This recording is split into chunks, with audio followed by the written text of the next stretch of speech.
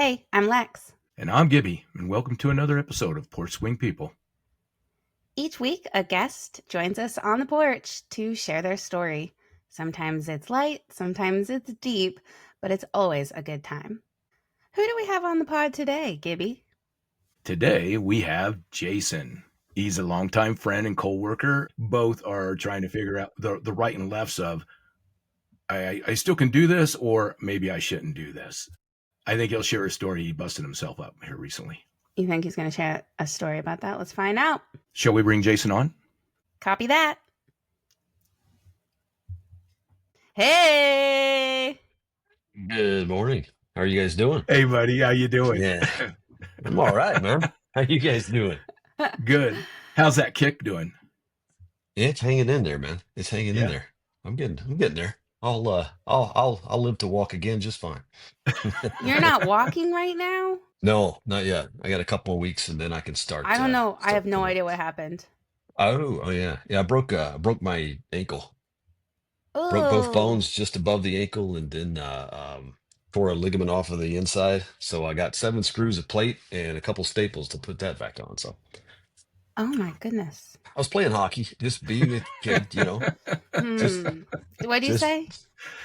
being Did a you say kid. just being a kid? Actually, what's funny about that is Gibby just said before we brought you on that you're not a kid anymore. He said I'm not a Jason kid and I anymore. we have did to not figure say out what our that limitations way. are.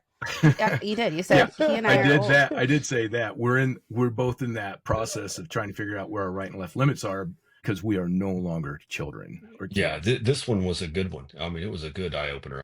Even with the broken ankle and not even be able to drive or do anything or run around or try not to fall down when you're walking across the floor. People have been Mhm. awesome. People have reached out and offered to help. They've offered to give me food, give me a ride somewhere, things like that. So it's been awesome. Yeah. Jason, why don't you tell us a little about yourself?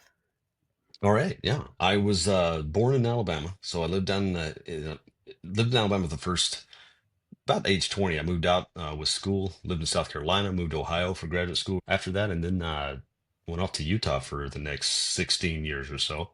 Mm. Worked out there, and then to Seattle for a few years, and now I'm back in Alabama again. So I've lived in several different states, several different parts of the country. Uh, yeah, it's been fantastic. Got 2 boys, both of them are on the West Coast. They're both in their 20s, and yeah, Yeah, and now you're back in Alabama. I am. I moved back here in 2020, and my parents, they're not getting younger. They moved back here to help them out a little bit around the house, and I was able to work. I traveled a lot for work. At that time, I was traveling a lot, so it Hmm. worked out well. I didn't have to go to the corporate office or anything like that, so I was able to keep rolling around the quarries and mines and do my thing there, and yeah, and stay here. So it's been good. I've enjoyed it. The heat's awful. Yeah. That A good no move one for should have you to live and a there. sad move for us. We were sad that you Ah, left. I was sad, Yes. there's part of me wants to come back. I mean, hopefully make a return out there someday in the future. We'll see. I hope so. I was I was going to ask. I mean, you grew up there. Did it Mhm. tug at you, or was it really family that Family filled you? mostly, yeah. I mean, it's so different because that was so long ago. It was almost 30 Hmm. years. So, Yeah. it was I got my childhood memories here, Hmm. but adult life, kids, family, all that took place away. So, did it tug at me? Maybe a little. But I think there's goods and bads no matter where you're at. And but I don't know if I will. I don't know how long I'll be out here. Really, I'll stick around, for the foreseeable future, as long as my parents Hmm. are around. And at some point, I'm allowed to get closer to the kids. That'd be nice. Yeah. And yeah, that Pacific Northwest, I really like it. Do you have a lot of your classmates and that from high school still around? There are quite a few. Yeah, yeah. Most of those, and you small town. People stuck around. I was probably one of the few that left. And when I left, I was long gone. I've got a couple others that moved to different places around the world or the West Coast or something. But yeah, there's still a few around Mhm. every once in a while. I mean, every once in a while I'll Yeah. see somebody, and you see them in a Home Depot or whatever Aw. for the first time in 30 something years. You're like, hey, wait a minute. And matter of fact, just yesterday, I saw a woman that I went to school, went to high school with. Saw her in Birmingham. She's a nurse over there, and I had the doctor's appointment. It was Thursday, and Yeah, it was crazy. So yeah, it's small. It's a small place. Yeah. People talk about the 7 degrees of Kevin Bacon, right? You ever heard of that? Hmm. Where if you know Yeah. this person, seven more, you essentially wind up, one of them knows Kevin Bacon in that regard. Alabama, we've Yeah. got two. Is 2 degrees of Alabama. That And makes I so much promise sense. it's real. I've met people through hockey that I know that are related to, or they know another person from another town that I've met. It's bizarre. So, okay, Jason, you said that you feel so grateful for the help and the support and love that you've gotten from your community after this injury. Can you tell us Mhm. about a time that you helped somebody unexpectedly, like maybe a right time, right place type of situation?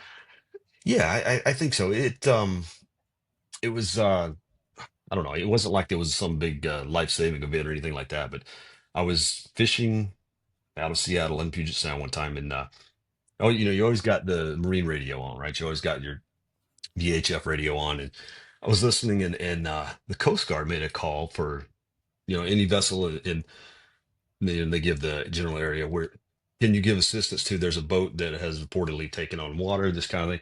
So I'm Yikes. like, Yeah.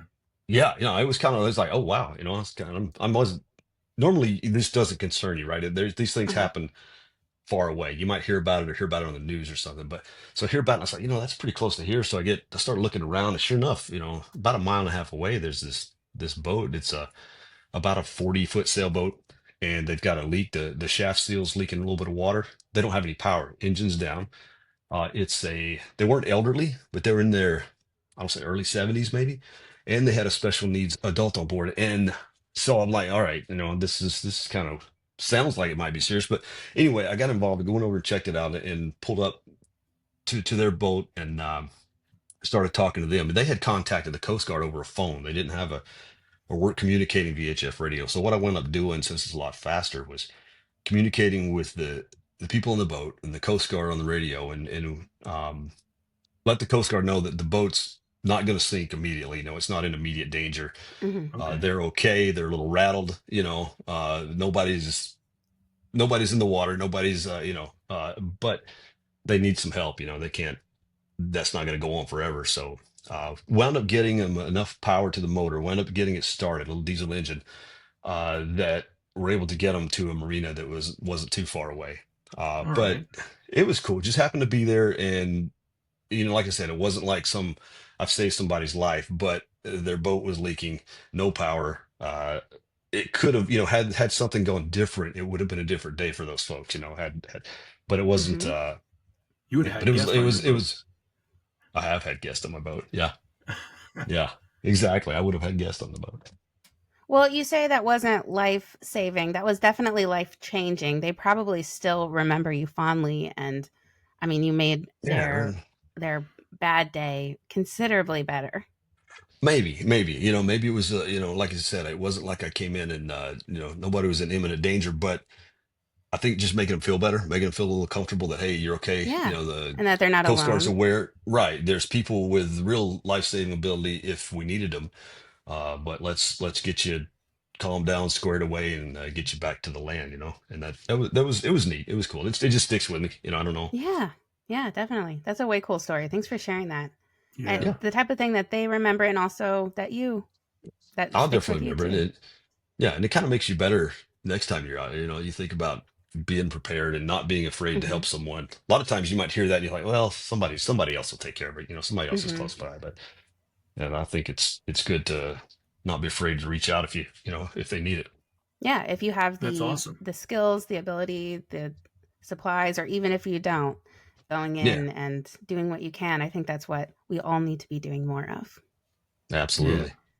Hey, before we Hey, move on, though, this story does not surprise me whatsoever because I still think all the time about when you came and rescued us from our beeping situation with our truck. Remember, we couldn't figure The out how to turn beeping off the situation.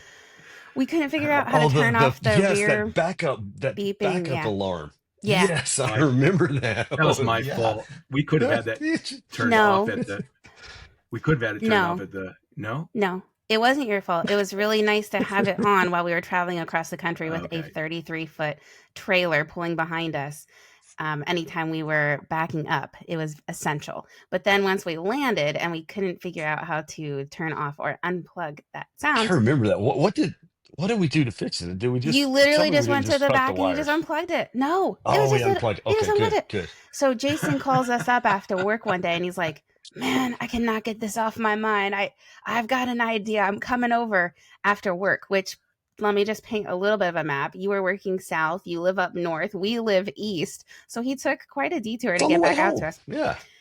It was a bit of a detour. He came out and yeah, it was an easy fix. He figured out how to just unplug it in the back, and but made our life so much better because I backed the truck up the hill every day for a couple of years into our parking spot, and it is an obnoxiously loud. Our truck, by the way, for the listeners, was like a former utility truck. We are assuming, which is why the sound It was was a beast. on.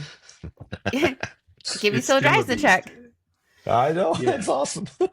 Let's roll into our next question. What is a challenge that you overcame that you are now grateful for? Mm, challenge I overcame. I have to go back and I think about this. I think for me, graduate school was a challenge that I'm thankful for.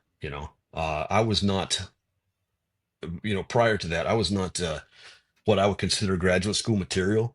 When you talk about scientists and engineers and graduate school and PhDs and all these smart people, I didn't fit into that so much. They work smarter, Mhm. not harder, and I was the exact opposite of that.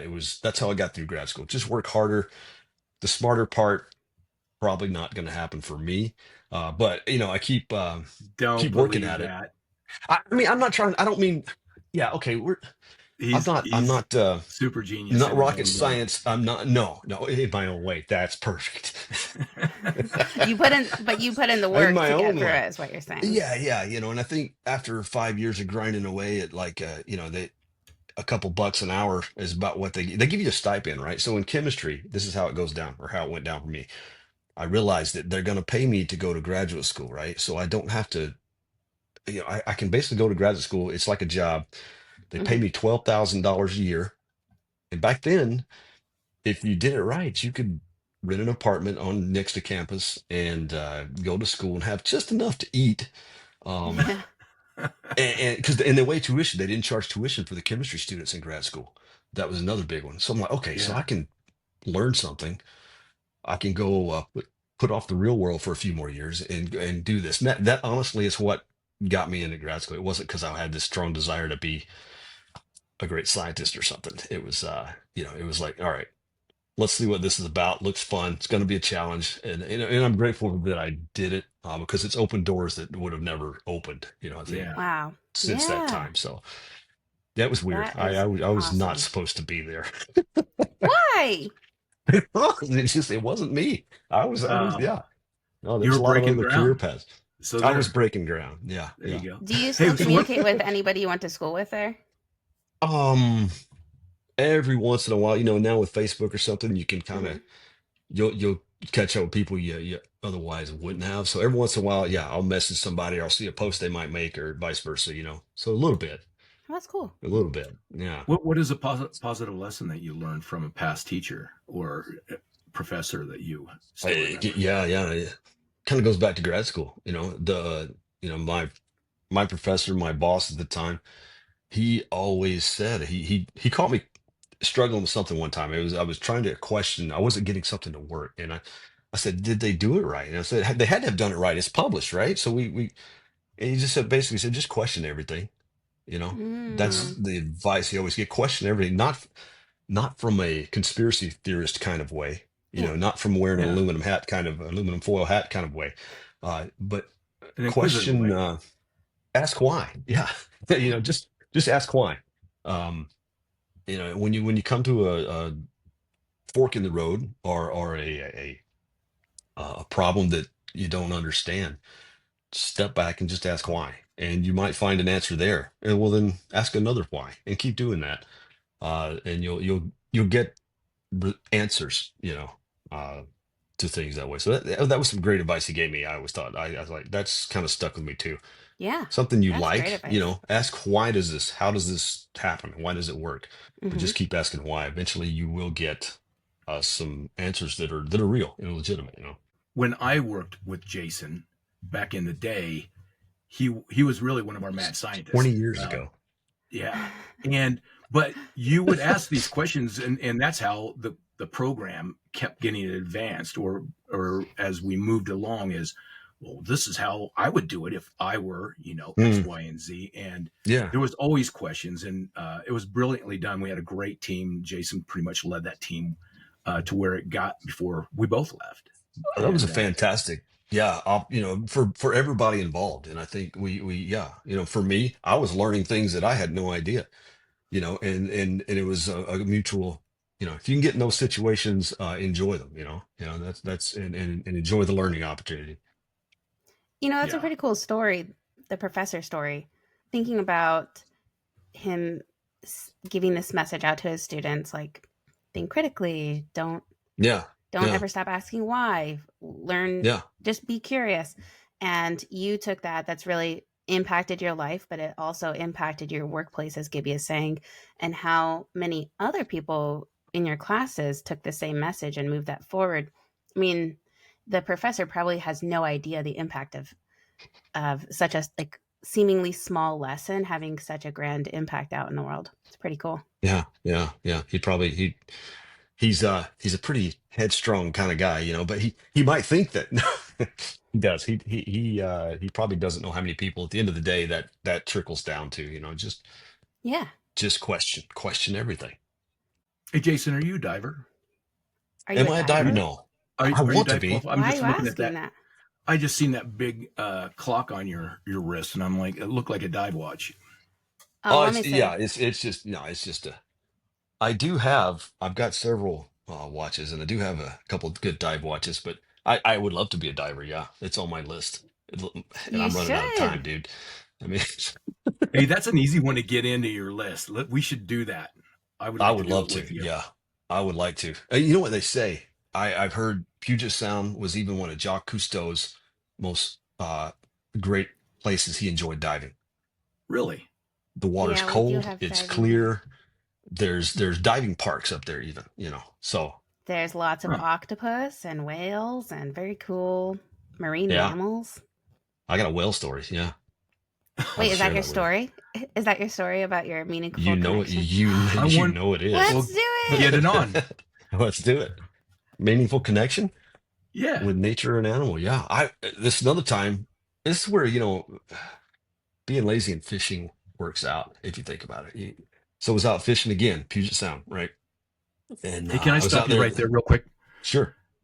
There's nothing lazy about fishing. It's really hard work, and so all you Oh people out God, I there did that it. I threw I threw Gibby that is out saying there. this for his own benefit. On behalf of but all anyhow, fishermen. there you were. There you You were guys are fishing, you guys are hardly I'm gonna have to sweating. Yeah. turn in my card now. Oh my God. Can't believe I said that. I'm sorry. I'm I'll cut sorry, it. I'll cut fellas. it. Thanks. All right. Okay. Yeah. So you were So a yeah, I was out. hardworking fisherman. I was hardworking. I was working hard out on the water that day. No, the fishing was actually terrible that day. And I'm sitting there and I was getting ready to go because it's like, yeah, this is not working today. And I hear I hear the sound. You can hear the sound kind of rolling through the water. You hear this whoosh every couple seconds coming, So I like, what on earth? And I look up, and about 100 yards away and closing was about 12 orcas. And Oh, they came Wow. up to the boat. They got to about 50 yards, I'd say. Um, and they're just rolling through the water. The most magnificent, glorious, coolest thing I've ever seen in nature. Up close enough to where they're looking eye contact, man. Were they looking deep into your soul? They did, yeah, yeah, and yeah. They saw me sitting there shaking like, yeah. It was amazing. I was sitting there, and I didn't have a motor running anything, so it's just dead silent, nothing but the whales cruising through the water. And when I say cruise, it's the most graceful thing. They Mm-hmm. slip and just kind of slide through the water, and they arch, come up, take a breath, and but to see all 10, like I said, probably 10 or 12 of them together was unbelievable. And there was about maybe one or two other boats out there. They saw them as well. We all saw them. mhm. Everybody sits there and watches them. And the whole thing couldn't have lasted more than a minute at the Yeah, most. it's so quick. But unbelievable, man. It was just like, wow, that changes your your perspective on things. You think about Yeah. how big, how significant am I in the world? Turns out not that. It's just amazing to see that. So yeah, that was one of my Mm. meaningful connections. That is a great story. Hey, so tell us your favorite or coolest mode of transportation you've ever been on. Oh, yeah, I love anything with a motor. Basically, I don't care what it is. I'm actually building a boat. We can get into that at another time. But the coolest mode of transportation. So yeah, I've always loved motorcycles. I've loved go-karts, and I've had a couple Volkswagen Beetles, the old air-cooled ones. Yep. There's some satisfaction in going 35 and you feel like you're doing 100. I don't care Mm. what you're driving. It's just that, Yep. it provides that, right? I got to ride in a tank once when I was a kid. That was cool. A glider. I've flown a glider a couple times. That was awesome. I was going to get a friend of mine in Utah was an instructor. I was going to start lessons up there, but I wound up moving again, of course, and didn't do that. But a Chinook, got to ride in the back of a Chinook one time. That was awesome. The doors don't, do they really close all the way in the back, or do they just do that on purpose I I sat Yeah, down, they the yeah, guy, they close. this one wasn't closed all the way. I left it open. I don't know why. Oh, we got the civilian on board. Let's see what we can, so the guy next to me, this is I'm getting to the favorite mode, but this was interesting. So I get on, the guy next to me's got a harness on. He puts his beaner on the harness. I didn't have a harness on. He just took his leg and threw it over mine and said, "You're Oh good." my. So we went for a ride. Yeah, it was great. Um, anyway, the after that, even I got to go on a destroyer with my son. He got to bring me out for I forget what they called it, but they get to bring out some parents and siblings, and they took us out on the boat for a day. We went Wow. about Very cool. 15 miles offshore out of San Diego. Incredible. I mean, just Yeah. amazing. Uh, Gives you an appreciation for what they go through for months at a time. Yeah. So Hmm. yeah, that was awesome. Um, I think the coolest mode of transportation. I met a friend out here. He's another motorcycle guy. He's played hockey with him too. Mhm. Uh, we He's got a 1940, I believe it's a 45 or 44 Stearman biplane, World War II trainer, aerobatic plane. It's been in his family since his grandfather had it. So he took Wow. me up in it. It's the two-seater open cockpit. Uh-huh. This thing's radial engine. It's just blasting away. You got the wind blowing over you. Look down. There's a little puddle of oil in the floor. You're still sitting Yep. on the edge of the runway. You haven't even gotten in the air yet. But it's absolutely incredible. It's shaking. You go flying this thing, and they're slow. They're not fast. You're only going, maybe 60, 80 miles an hour. Yeah. Um, and you make a turn or bank, and you hear things creaking and rolling, but it was absolutely awesome. You got the leather helmet on. You get Uh-huh. down on the ground. Your face is all dried out. Your lips are chapped. Your eyes are red. You smell like 1944. Wow. Yeah. That's Exhaust from going the back in time. Stearman. It's all of it. Yeah. Dude, it is. It's all of it. And when you look at, you look like you just crossed the English Channel after taking care of supply lines in France. It was like, it was so cool. Do you sit in the But front or the Wow. back? That is way Which cool. what's the seating? sit in the front. Passengers Huh? sit in the front, and Yeah. the instructor will sit in the back. Yeah, and it was awesome. I mean, it still has the original wooden, the yoke, the stick. Uh-huh. Yeah, I think it's the original one, and it's wood. I'm like, is that, will that break? I mean, that doesn't. Is that operational? But it was absolutely awesome. So, man, I am very thankful to my friend John for taking me up in that. Yeah, he's always, hey, let's go. And he flies over the Yeah. house here all the time. The airport he keeps it at, it's just not far down the road, so he always cruises Wow. around. We were flying. We flew over some other friend's house, and he points the plane down. From like, I don't know, 2,000 feet. He just kind of goes down, and I'm sitting in the front, and it's got the old windshield on it. And man, it's like you're in a movie. I was making machine gun noises all the way down. I was just, it was That would so be awesome. awesome. Okay, so my sister and I went to the state fair back in October, and she wanted to go on the old wooden roller coaster that's like almost 100 years old. Oh yeah, yeah. And I've been on many wooden roller coasters. They're not that fun because they're really rickety, like kind Oh, of they're like they're jerks you. violent, Yeah, Yeah. this one was actually pretty awesome and pretty intense still for being just a wooden roller coaster. And I was like, this feels like going back in time. Like, Yeah, so yeah. much fun. I mean, you're Yeah. looking at all the different boards that they've put up in the last 100 years to keep Yeah. this thing standing. This seems like leveled up from that because it's still pretty much made of Yeah, wood. it absolutely had that vibe. Yeah, absolutely. The mind-blowing respect comes in. Is I can't imagine being 19 years old, being strapped into one of those things and learning how to Hmm. fly it, and then stepping into something even more Hmm. purpose built, you know, and doing what they did. I just like that. I can't wrap my head around that, you know. Jason, did you go to the Museum of Flight when you lived here?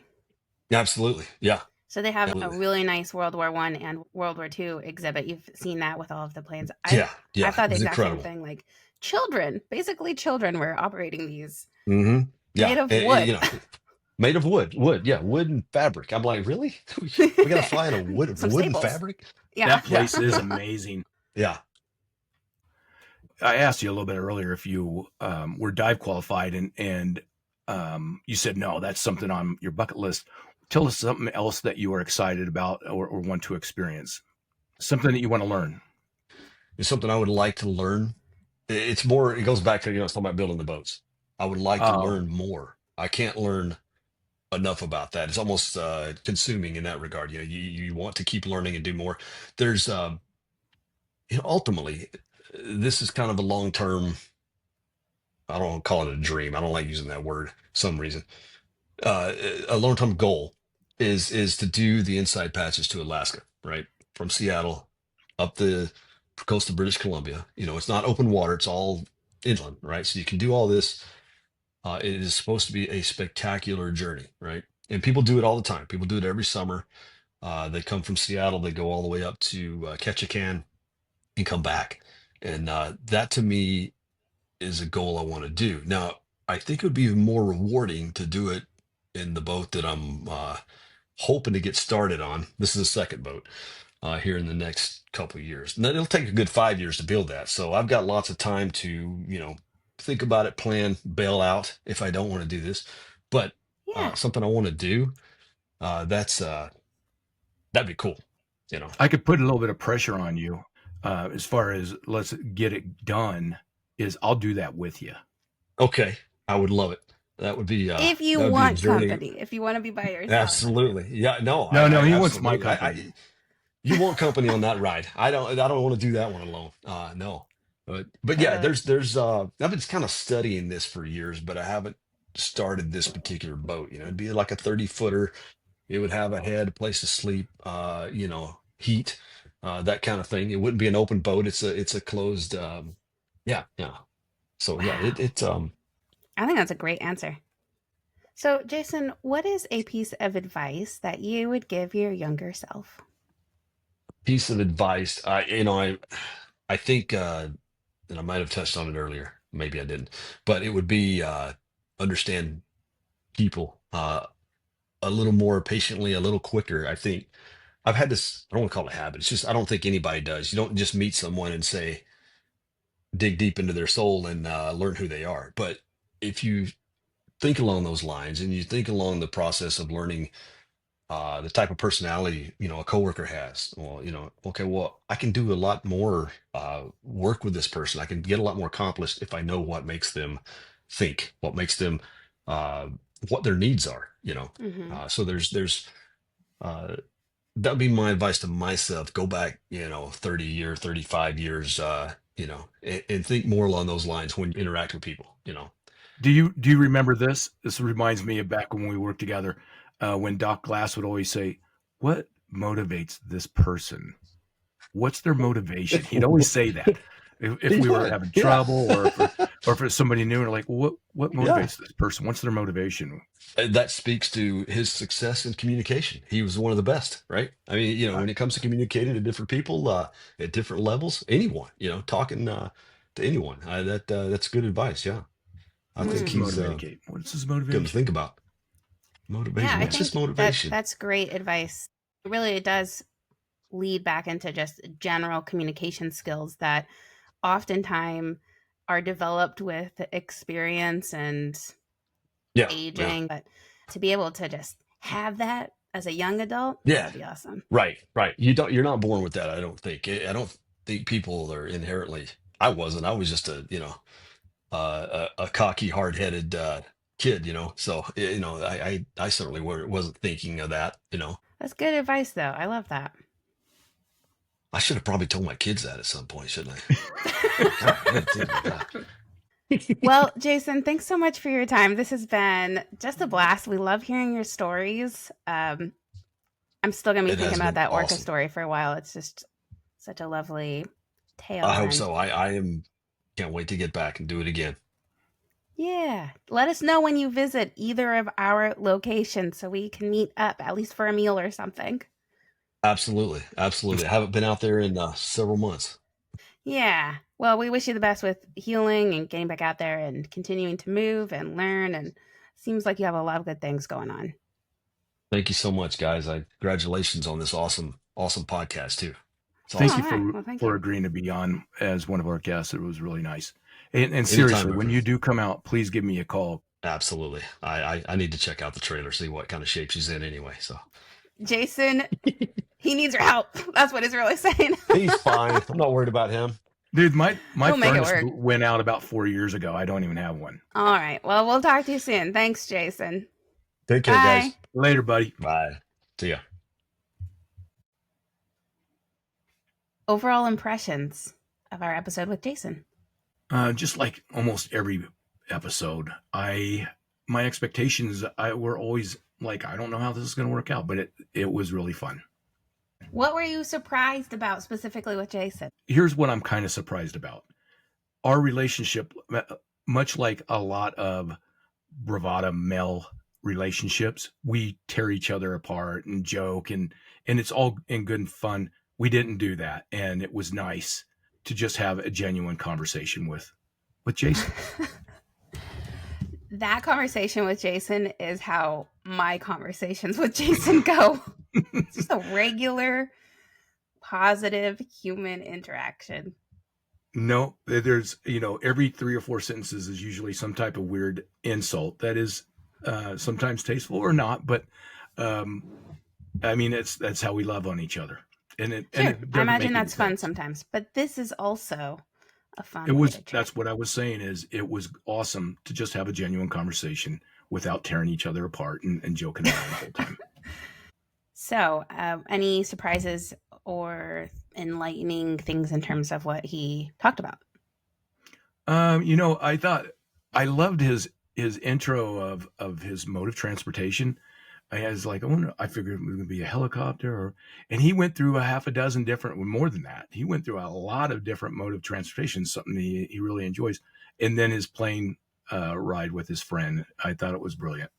Yeah, definitely a good opening to that answer. Very well Mm-hmm. thought out. Yeah, the plane, the whales, very meaningful. I loved his piece of advice. I really liked his story about helping the family on the boat, and in my opinion, really downplaying it. Like, I didn't save their life or anything. They would have been fine, but they were having such trouble that they called the Coast Guard. That's not a good day for anybody. No, they were probably very much in panic mode. And then seeing a friendly Yes. face with somebody else with a boat that's floating properly and running, he did downplay that one quite a bit. I think there's two things that came to mind that they probably really appreciated. One, his knowledge and expertise, because I don't have that knowledge and expertise when it comes to boats. And he was a very stable person. Like, here's what I have, here's what I can do, here's how I can help you. But also his very genuine, friendly demeanor. Not at all hostile, not at all judgmental, just there genuinely to help them. I bet they could pick that up based on his demeanor immediately. But that's just the kind of person he is. Yeah. The other thing that is interesting, he does have a PhD. He briefly mentioned that. That is not what defines Jason. And he never, it's something that comes and goes just like that. But he is a jack of all trades. I mean, he helped you guys tremendously. He's a bit of a gearhead and all kinds of other things. So I think that was something that the modesty of our relationship over the years, that was nothing that showed, that defined him. And he's like, yeah, that's something I did. Yeah, and I think modest is a great word for him, but I also think humble because as knowledgeable and intelligent as a person he is somebody who always wants to learn more and is always willing to learn from the people around him. I mean, I never got the sense that we were just learning from him. It always seemed like a two-way thing. You know what I'm saying? Mm-hmm. I don't care if he thinks that I was inviting myself or not, because I did. I would love to do that boat ride. He seemed into it. I don't think he Yeah. would also say no on camera, but No, but yeah, I want yeah, I want to do that. You know, the other thing is, I hope he does pull the trigger and learns how to dive. I would love to get under the water. yeah. Building his boat, getting diving certified, and taking that trip up to Alaska, those are great goals. And Yeah, I wish him the best on that. I do too. Well, that concludes another episode of Porch Swing People. Check us out on Spotify, and we are now on YouTube. And you can find us on social media on Instagram and Facebook. Porch Swing People out. Porch Swing People is recorded and produced by Lex and Gibby. Opening music was written and produced by Michael Gibson. Porch Swing People is a podcast featuring everyday people. If interested in being a guest, email us at porchswingpeeps@gmail.com.